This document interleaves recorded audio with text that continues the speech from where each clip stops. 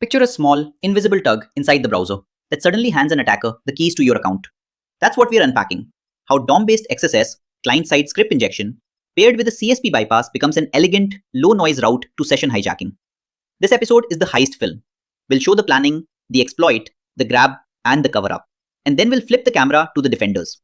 If you missed episode 6 on deserialization attacks, make sure you go back and watch it, because each episode builds on the idea of chaining small cracks into massive breaches. We're revealing the magician's trick, but only so you can block it.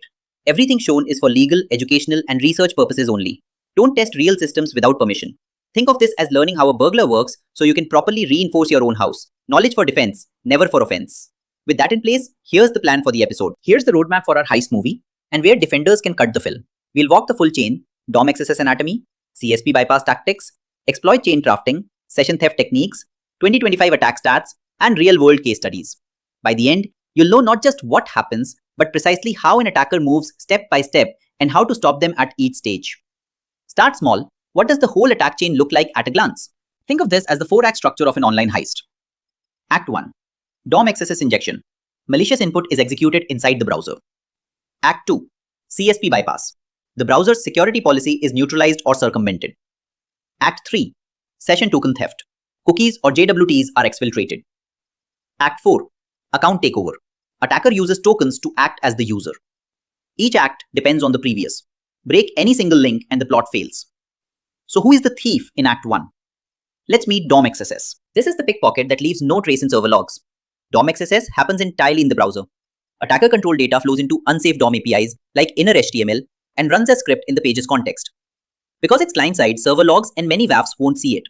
It hides in URL fragments, post message, local storage, referrers, anywhere untrusted data touches a dangerous sink.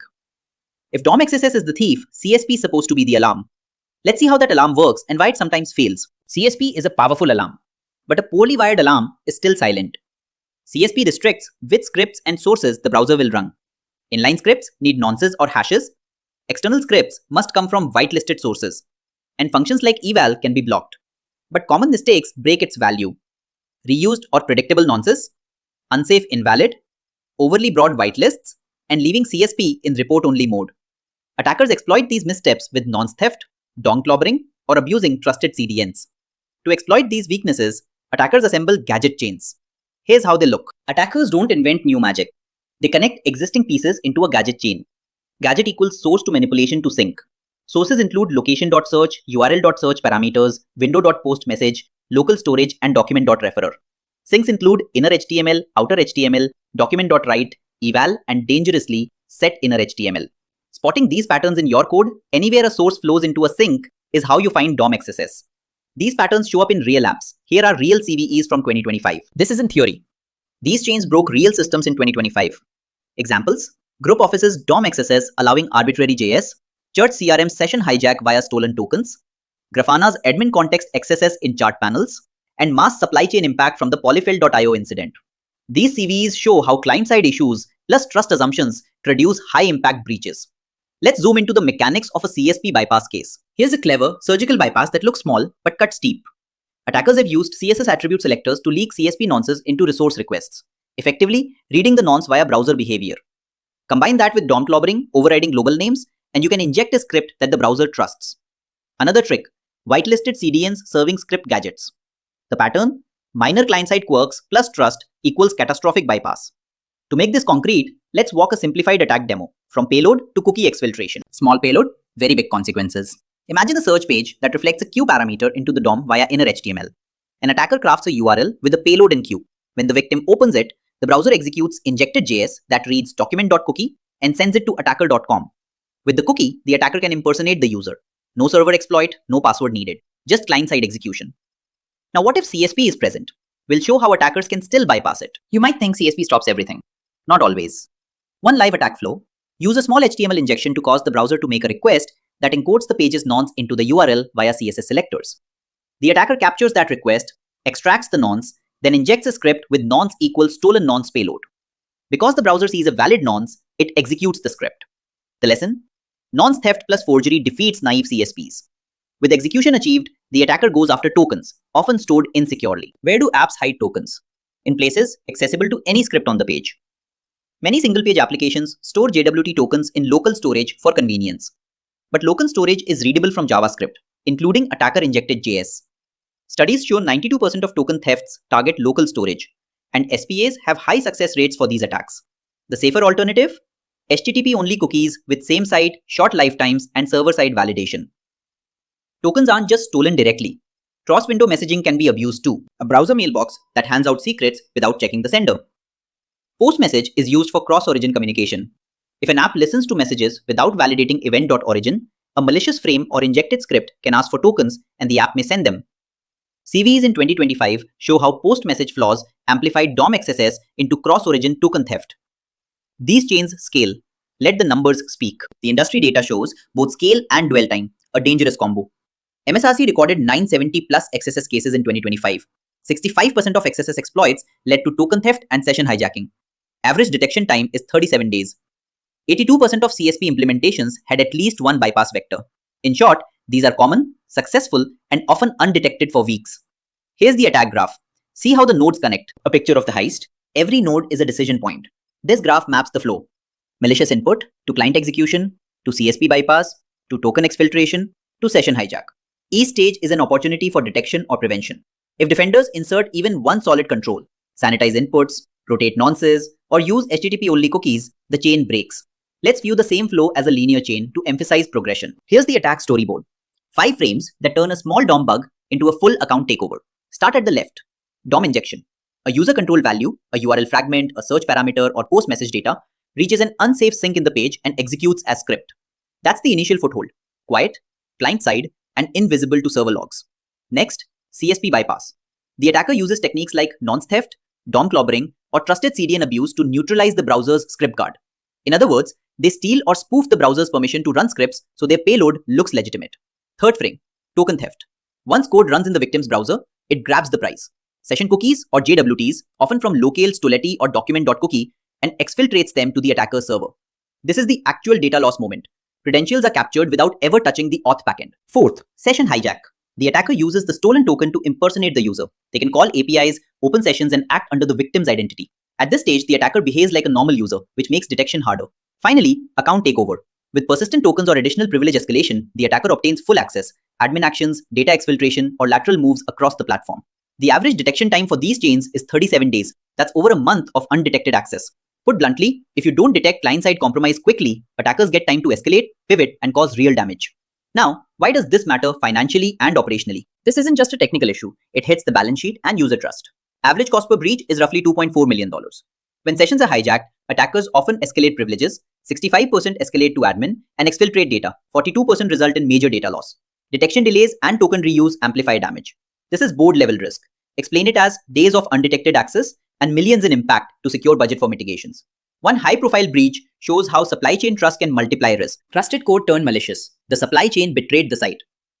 Polyfill.io's supply chain compromise demonstrates worst-case framing. A trusted CDN was abused to inject malicious scripts, effectively bypassing CSP assumptions and causing mass token theft across thousands of sites. The takeaway: external trust is fragile. Enforce SRI, monitor third-party content, and treat supply chain components as high-risk assets. Next, we flip to defense. How teams detect and prevent DOM XSS, starting with the quick wins. Alright, let's start defense where it matters most, stopping DOM XSS before it takes root. Step 1. Eliminate unsafe sinks. Replace inner HTML with text content and drop dangerous functions like eval unless absolutely necessary. That one change alone kills a huge chunk of attack payloads. Step 2. Sanitize input on the client side. Use a library like DOM Purify. Think of it as a water filter that strips out toxins before they reach your system.